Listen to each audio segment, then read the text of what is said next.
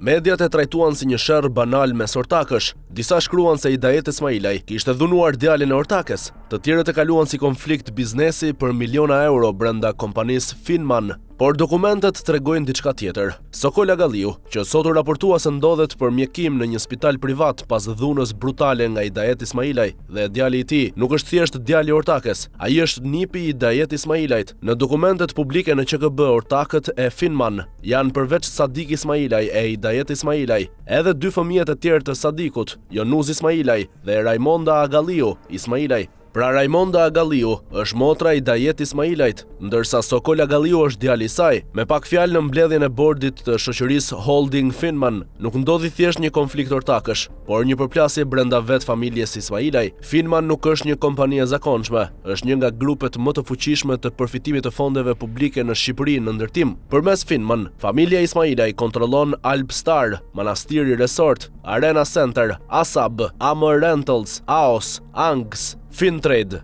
Prodev, Motus dhe një rrjet kompanish të tjera që prej vitesh shfaqen pothuajse në çdo projekt të madh publik, nga rrugët dhe resortet turistike deri tek hidrocentralet dhe koncesionet. Vetëm Alpstar rezulton të ketë përfituar mbi 100 milion euro tendera publik, një pjesë e konsiderueshme nga ARSH dhe Fondi Shqiptar i Zhvillimit. Emri i grupit është lidhur ndër vite me projektin shumë të diskutuar Manastiri Resort në zonën e Butrintit, me ndryshimin e kufive të parkut të mbrojtur dhe me betonizimin e zonës së gjirit të manastirit. Po me sa duket aty ku ndahen milionat, resortet, stadiumet, kullat dhe projektet publike, sot flitet për grushte, kërcënime dhe akuza për vjedhje të qindra miliona lekëve brenda familjes. Raportimet thonë se konflikti shpërtheu pasi Sokol Agalliu akuzoi Hidayet Ismailajin dhe djalin e tij për përvetësim fondesh dhe pronash brenda kompanisë. Problemi nuk është thjesht kush ka të drejtë në këtë konflikt familjar. Nëse fajin e ka daja apo nipi, vëllaja apo motra mes fëmijëve të Sadik Ismailajt, këtë duhet ta zbardhin organet përkatëse dhe e vërteta duhet parë deri në fund. Aq më tepër kur në histori të tilla gjithmonë ekziston edhe mundësia që palët të rëndojnë apo dramatizojnë pozitat e njëra tjetrës brenda luftës për pasurinë dhe kontrollin.